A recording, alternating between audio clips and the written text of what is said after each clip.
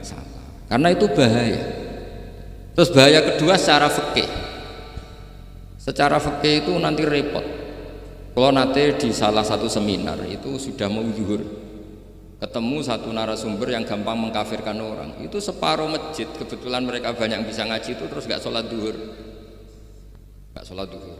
Tanya sama mereka, lu kok gak sholat duhur, ini sudah masuk waktu, kan sholat hanya wajib untuk orang muslim, kita akan kafir. Ya karena dikafirkan tadi kan, kalau kita akan dikafirkan. Akhirnya sing gak kafir, sholat.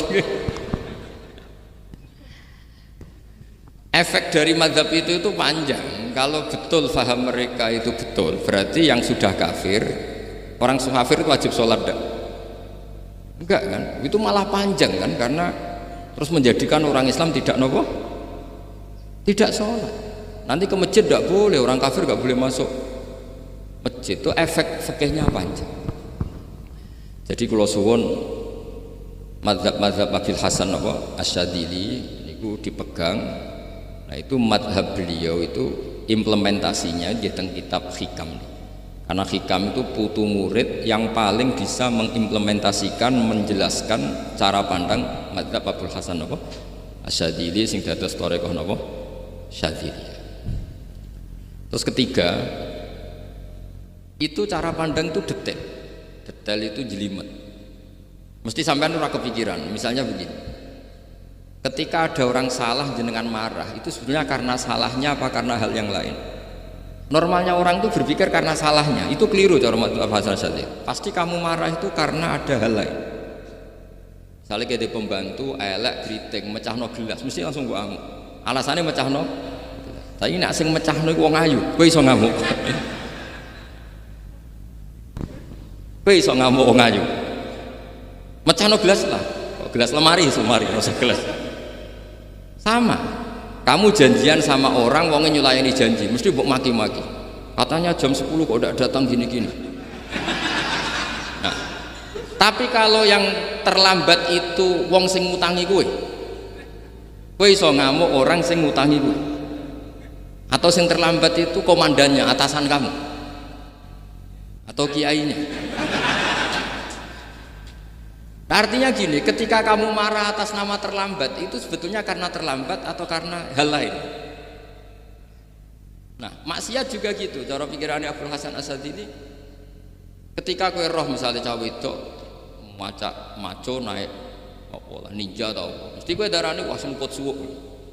Tapi nak dikandani, niku putune jenengan. Mesti langsung ya Allah jenengan sepunten.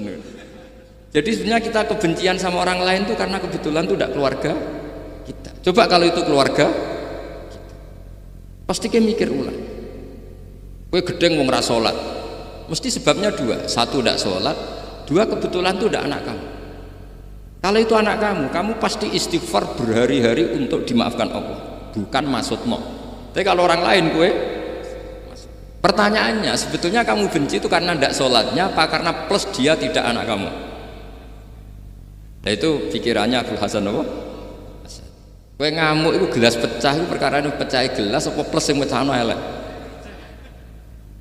Nah itu pecundang kita, itu cara pikiran Abul Hasan. Kita ini pecundang itu nggak fair, apa? Bukan fair. Nah itu terus beliau diantaranya punya cerita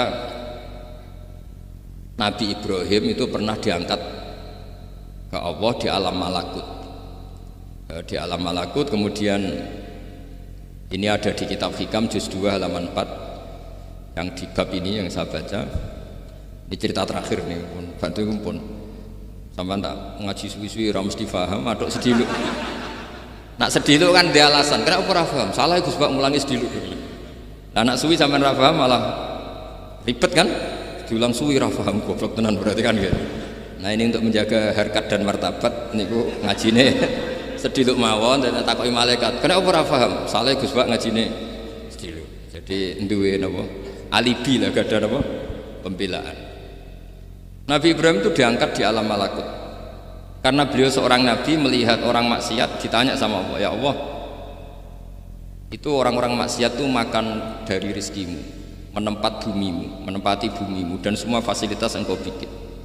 Lalu menurut kamu gimana Ibrahim? Ya bunuh saja, matikan saja, sama Allah dituruti.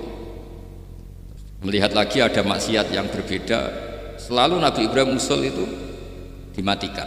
Jadi Ibrahim pernah jadi garis keras lah, kira-kira keras sekali. Lalu suatu saat Nabi Ibrahim itu disuruh nyembelih Ismail. Disuruh nyembelih apa? Ismail. Bareng disuruh nyembelih Ismail, Nabi Ibrahim tanya, loh ini anak saya ya Allah, ini samratu fuadi, ini buah hati saya, kenapa engkau nyuruh menyembelih? Cara ngetikane pangeran, apa kamu tidak ingat ketika tak angkat di alam malakut beberapa hambaku kamu usul supaya tak bunuh? Cara Jawane, cara Jepone kuwi ora rasane dadi aku. Aku iku pangeran sing gawe aku enak kowe usul-usul kon mateni jare. Saiki gentenan, saiki anakmu sebelah. Rumang sama udah di pangeran gak sayang kok. Kowe tak dadekno nabi ku kon dakwah ora kon mateni. Nabi Ibrahim nangis. Nah inilah perbandingan bagi kita. Sebenarnya saat kita benci maksiat, itu sebetulnya di hati kita itu tidak hanya maksiat. Kita ada dak fairnya. Plus itu dak orang yang terkait dengan kita. Jika misalnya mau wangkel, penyanyi sing piye mau wangkel. Suatu saat penyanyi ku WA kowe, "Mas aku ya gelem dadi bojomu, ilang mangkelmu." Jadi pecundang, kita ini sebenarnya pecundang. Nah, syukur-syukur memang makom kamu sudah tinggi, memang benar-benar benci karena maksiat, paribasane wayu gelem mbok rabi tetap mangkel. Tapi saya tidak yakin soleh-soleh seperti ini imannya sampai seperti itu, tidak yakin. Dan saya kalau yakin begitu berarti keyakinan salah itu salah dan bodoh itu, karena itu nggak terbukti. Makanya ini kitab baru kalian, kitab hikam, karena ini acara ngaji hikam kula waos. Sedikit mawon kalau wawas ini jawabannya Nabi Ibrahim ketika disuruh nyembelih Ismail teng halaman 4 juz 2. Allahumma hadza waladi wa samratu fuadi wa ahabbun nasi ilayya. Fasami qailan yaqul ama tadhkurul lailah allati sa'alta fiha ihlaka abdi. Awama ta'lamu anni rahimun bi ibadi kama anta syaqiqun bi waladik. Jadi Ibrahim, anak kamu sembelih.